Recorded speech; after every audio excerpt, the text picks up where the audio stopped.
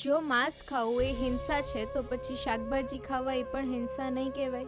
માંસ ખાવું હિંસા છે તો શાકભાજી ખાવું હિંસા નથી. શાસ્ત્રમાં લખ્યું જીવો જીવશ્ય જીવન, હરેક જીવ એકબીજાનો ખોરાક છે. શાકભાજી અંદર પણ આત્મા તો છે જ. 84 લાખ પ્રકારના યોનિઓનું વર્ણન કર્યું છે. 84 લાખ સ્પીસીઝ. એમાં જલજાનવ લક્ષાણી, પાણીમાં રહેવાળા 9 લાખ. વૃક્ષ જે છે એનું પણ વર્ણન થઈ ગયું છે કે 20 લાખ પ્રકારના વૃક્ષો છે, 30 લાખ પ્રકારના પશુ છે, 9 લાખ પ્રકારના કીડા છે, 11 લાખ પ્રકારના પક્ષી છે અને ચતુષ્લક્ષાણી માનવાન 4 લાખ પ્રકારના મનુષ્ય. ટોટલ 84 લાખ. આપણે બધા બોલીએ છીએ 84 લાખ પ્રકારના યોની, પણ ખબર નથી કઈ. પણ આપણા શાસ્ત્રમાં ઓલરેડી એનું વર્ગીકરણ કરવામાં આવ્યું છે. તેમાં હરેક જીવો જીવશ્ય જીવનમ, હરેક એકબીજા ઉપર આધારિત છે. હરેક વ્યક્તિ. ભગવાન કૃષ્ણનો જવાબ આપ્યો છે ત્રીજા અધ્યાયમાં. યજ્ઞ આસ્થિષ્ટન મુંચતે સર્વ કિલ્બિષઃ તેષામ ત્વગમ પાપમ પચંતી આત્મકારણાત.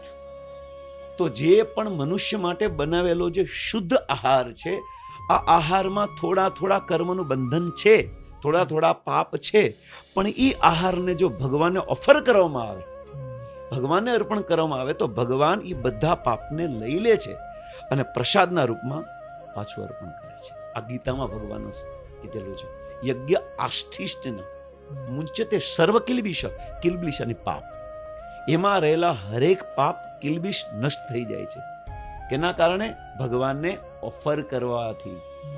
અને જો ઓફર નથી કરતા તો પચંતી આત્મકારણાત, અને પોતાના મોજ મસ્તી માટે ખાવ છો તો એ બંધનનું કારણ બને છે. એટલા માટે શુદ્ધ સાત્વિક આહાર ભગવાનને ભોગ લગાવીને જ ખાવો જોઈએ. તો એમાં જે નહિવત કે ઓછા વત્તે રહેલા જે પાપ છે, આ પાપ ખુદ ભગવાન સાફ કરીને શુદ્ધ રીતે પ્યોર પ્રસાદના રૂપમાં આપને અર્પણ કરે છે.